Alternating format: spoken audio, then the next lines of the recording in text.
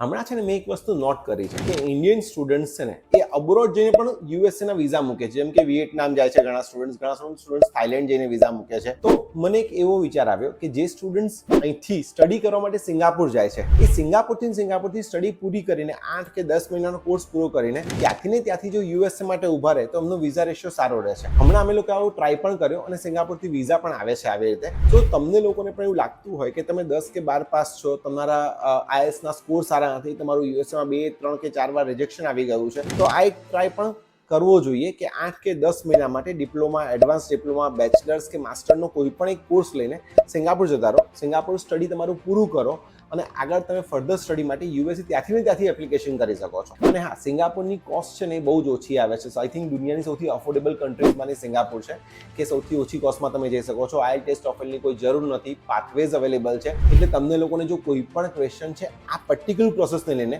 તો કોમેન્ટમાં સિંગાપુર લખો અને તમારા કોઈ પણ ક્વેશ્ચન છે DM કરો. અને હા, ફોલો કરવાનું તો જરા પણ ભૂલતા નહીં.